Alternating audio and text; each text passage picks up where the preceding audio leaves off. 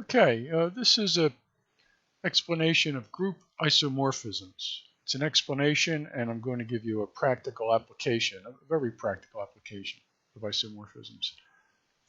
There are a lot of books about group theory. Here's one that's pretty good. It's available free on the internet, Theory of Groups by Joseph Rotman. Okay, here we have an abstract group. It has some sort of operation, operation A, you could say A times A plus A, but really it's just operation, equals A.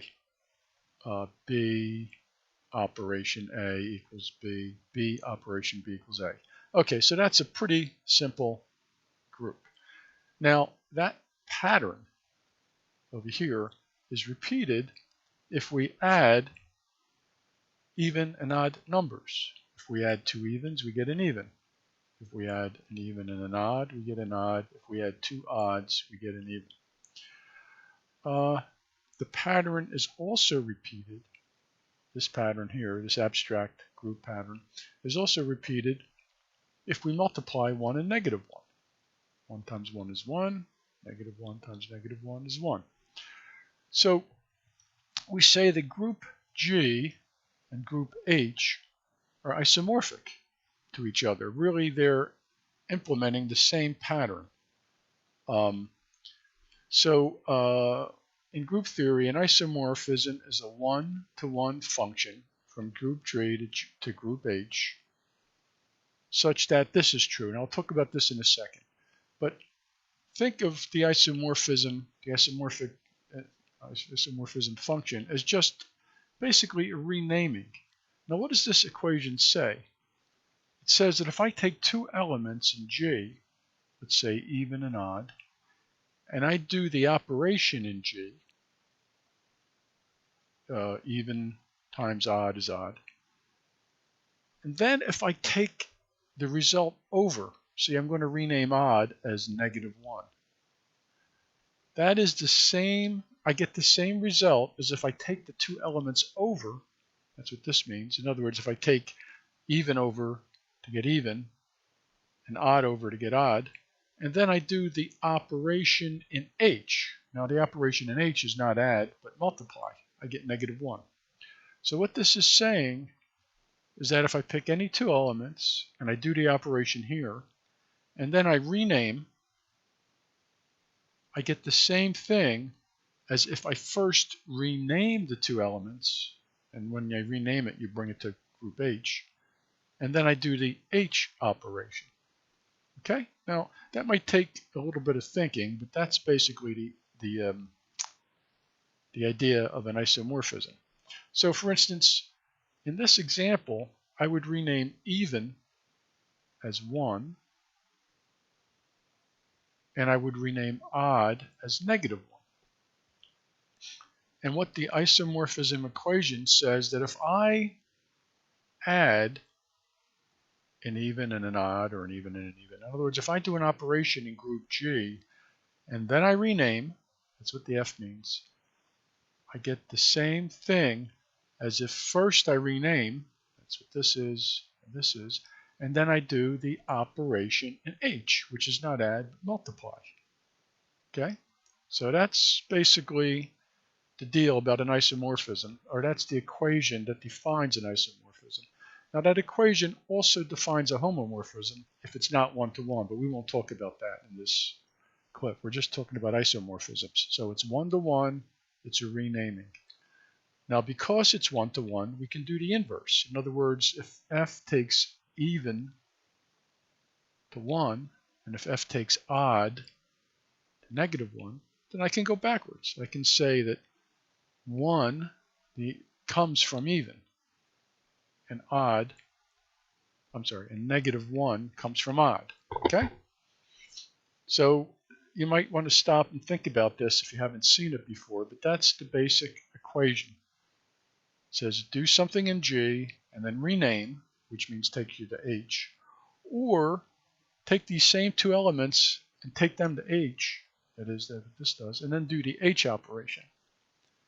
And you get the same thing. And that's what this says over here.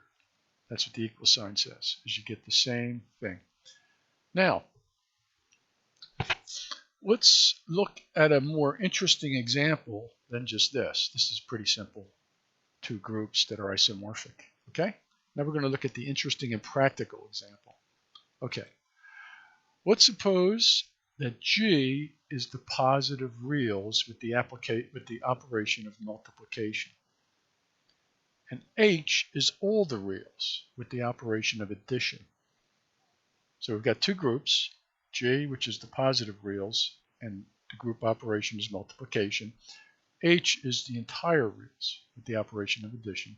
And the function that is going to take G to H, the one-to-one function, the isomorphic function, is log 10 of G. So, in this case, if you multiply two positive reals, and then you take their log, we're using base 10, we could be using the natural log, but we aren't. You get the same thing as if you take if you take the log of the two individual reals, and that moves you to the H group. And in that group, you don't multiply, but you add. So let's do an example. Here's two positive reals. So here we're in group G. And we're going to multiply. And we get 392. And then we take log base 10 of 392. And we get the same result as if we take the log of 7 and the log of 56, and then we don't multiply, but we add. Because remember, this is in the G group, where we're doing 7 times 56. And then here is where we kind of rename 7 times 56, which equals 392. We rename it, we take it to the H group, which is here. And we get the same result as if first we rename, we say log 7 is 0.845, and we say log of 56 is 1.748. And then we do the operation in H, which is addition, not multiplication. We get the same thing. Now, this is very useful, and I'm going to show you why. Now, here is a kind of a picture of what's going on. If we multiply 7 and 56, we get 392. And then if we take the isomorphism function, which is this in this case, which takes us from G to H, we get 2.593. Now if we go the other route, if we take 7 and 56 and we take the log of each, we get these two numbers.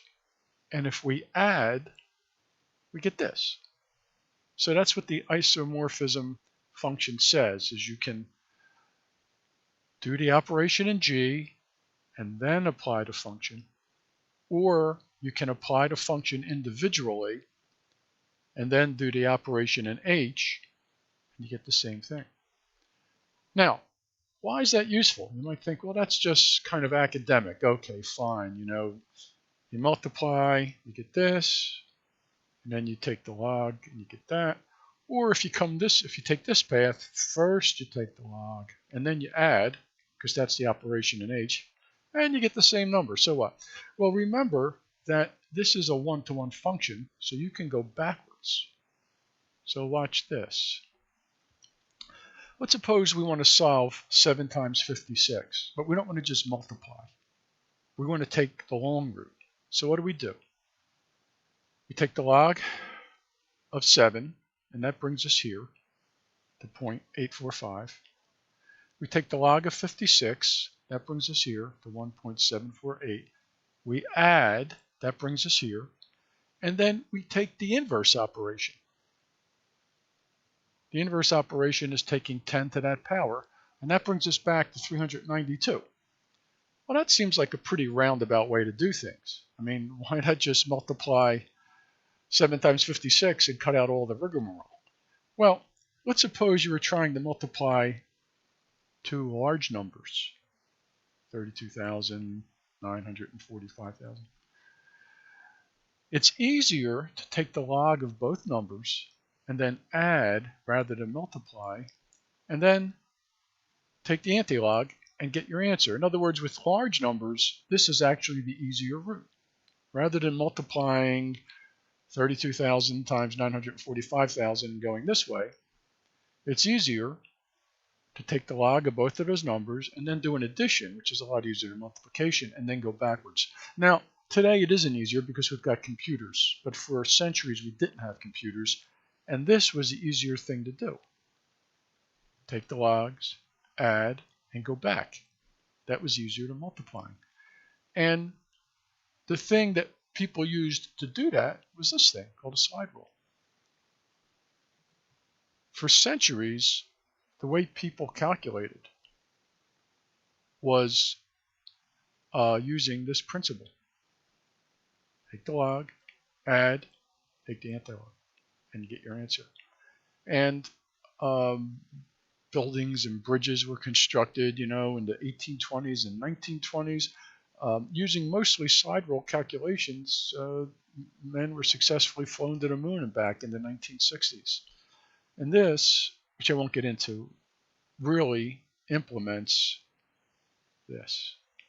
So the whole isomorphism principle has been extremely useful to science for centuries, at least in this instance and probably in others. It was a way to multiply numbers without multiplying. So that's it. Thanks for listening.